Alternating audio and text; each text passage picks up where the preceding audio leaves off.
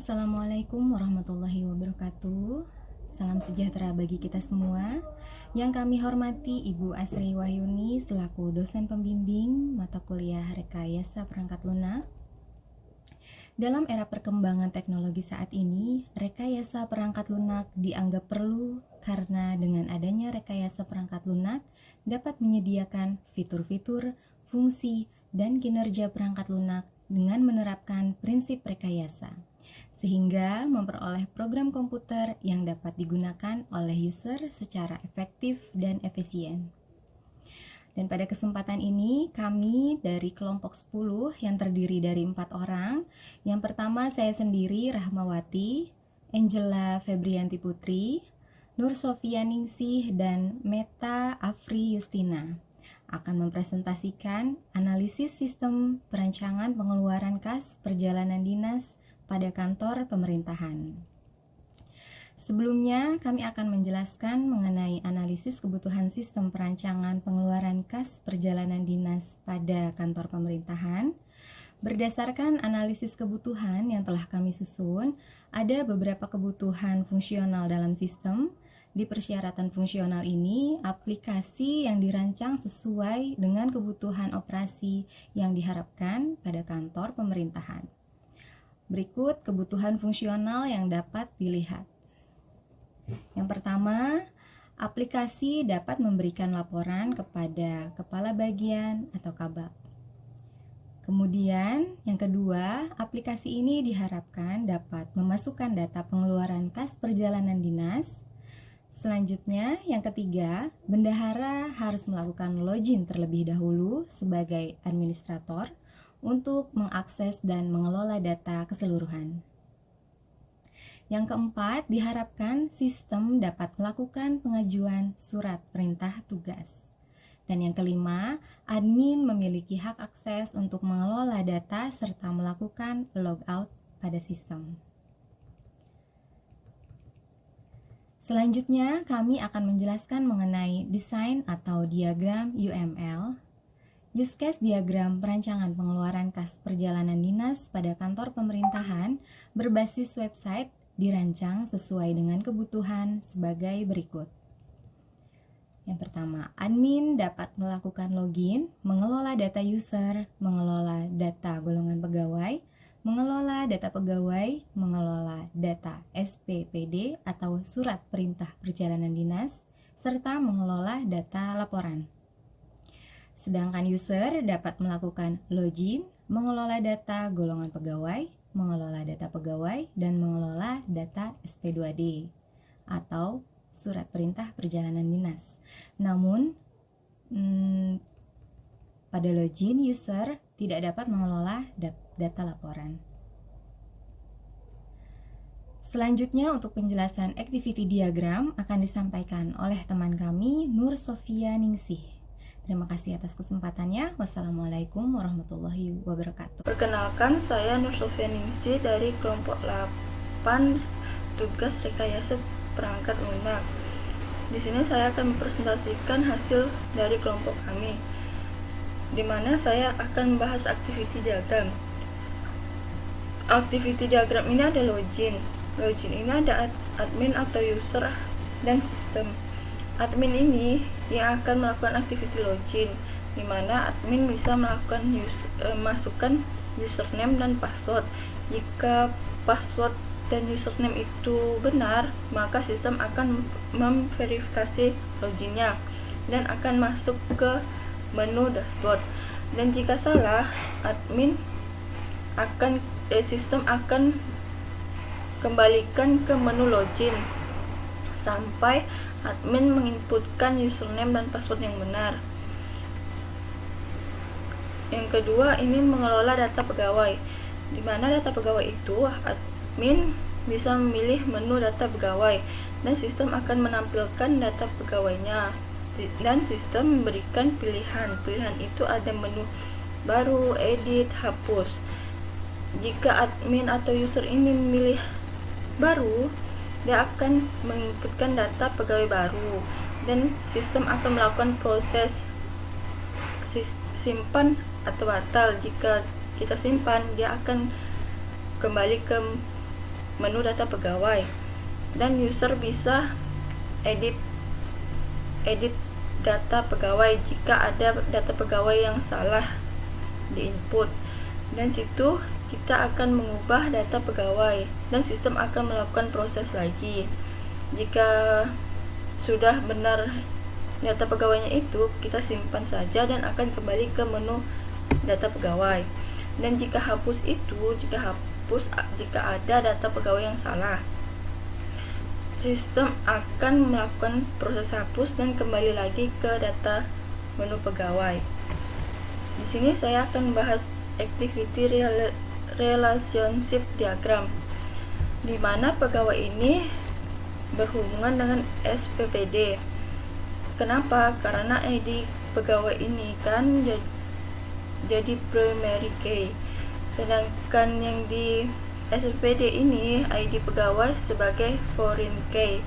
Jadi pegawai menginputkan surat perintah perjalanan dinas, jadi berhubunganlah dengan ini. Dan mengapa pegawai terhubung ke pangkat? Pangkat itu kan di pegawai ini kan ada ID pangkat. Ini dimana ID pangkat sebagai foreign key, dan pegawai ID pangkat itu di pangkat itu sebagai primary key, jadi saling berhubungan. Dan ini SPD ini nanti akan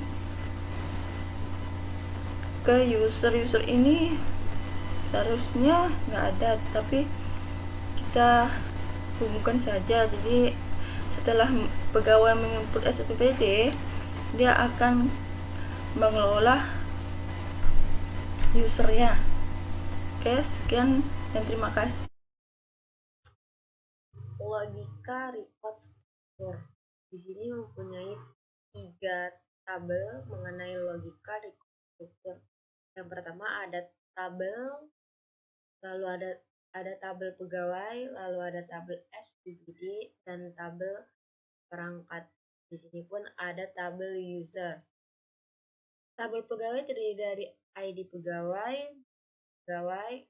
ID pangkat, NIP dan jabatan. SPPD, non-SPPD pegawai, lalu ada keterangan, transportasi, tempat berangkat, dan tempat tujuan.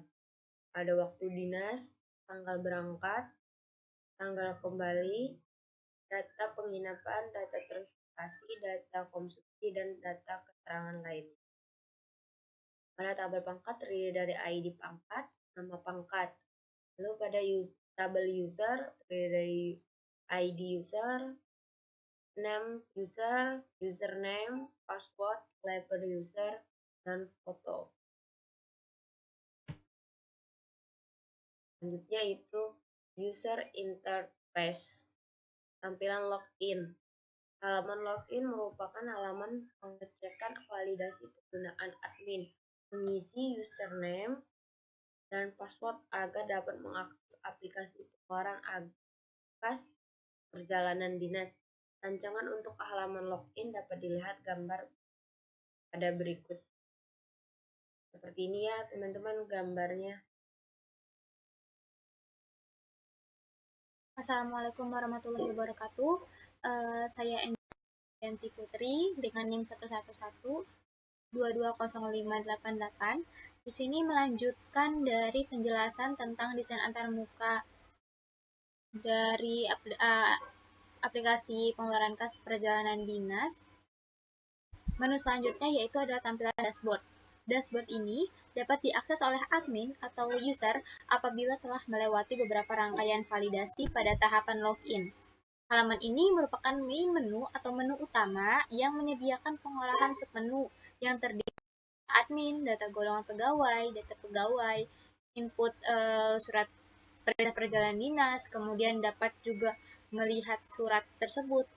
Dan yang terakhir ada admin dapat atau user dapat membuat laporan dan juga logout dari aplikasi tersebut. Bisa dilihat dari gambar di bawah ini. Di sini Dashboard akan menampilkan menu admin, menu data kolongan pegawai, input surat, kemudian dapat melihat surat, dan kemudian juga dapat membuat laporan pengeluaran kasnya. Pada tampilan dashboard, yang halaman utamanya juga menampilkan jumlah admin yang masuk, kemudian jumlah golongan pegawai yang berada di pemerintah, kemudian jumlah pegawainya ada berapa, dan kemudian jumlah surat yang telah dibuat ada berapa. Di sini dapat terlihat. Next. Kemudian ada tampilan detail anggaran. Halaman ini berfungsi untuk mengelola biaya pengeluaran anggaran pada perjalanan dinas. Seperti dilihat pada gambar, di sini ada nomor surat, kemudian ada nama yang akan melakukan perjalanan dinas, kemudian di sini ada rincian dari dana-dana yang digunakan atau yang direncanakan. Ada dana konsumsi, kemudian dana penginapan. Yang terakhir ada tampilan laporan. Halaman laporan ini merupakan halaman yang menyajikan hasil penginputan setiap mengerjakan laporan pengeluaran kas. Di sini halaman laporan dapat mencetak juga ke halaman PDF. Kemudian ada nama perjalanan dinas, kemudian tanggal perjalanan dinasnya, dan juga ada hal anggaran yang diinput.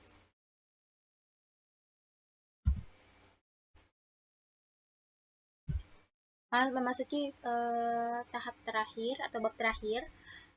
Di sini ada kesimpulan yang dapat kami ambil dari penelitian kami, yaitu yang pertama, Sekretariat Daerah masih menggunakan Microsoft Excel dalam proses pencatatan laporan pengeluaran kas perjalanan dinas. Kemudian sistem pencatatan laporan pengeluaran kas perjalanan dinas akan lebih baik menggunakan pengeluaran kas perjalanan dinas yang terkomputerisasi. Adapun saran yang kami sarankan kepada pemerintah daerah, di sini yang pertama, adanya pembuatan sistem untuk memasukkan laporan pengeluaran kas perjalanan dinas. Penggunaan komputer sangatlah membantu dalam proses penginputan data. Kami pun berharap bahwa ketika kami menyarankan untuk menggunakan komputer, kami harap pemerintah daerah juga segera melakukan perubahan terhadap seluruh proses pencatatannya. Yang kedua adalah untuk mengecekkan data yang tersimpan di komputer, sebaiknya dilakukan secara berkala, misalkan setiap hari, 1 minggu, atau 1 bulan sekali. Di sini juga diperlukan backup data untuk menghindari dari kesalahan-kesalahan atau kesalahan human error yang seringkali terjadi dalam penggunaan komputer itu sendiri.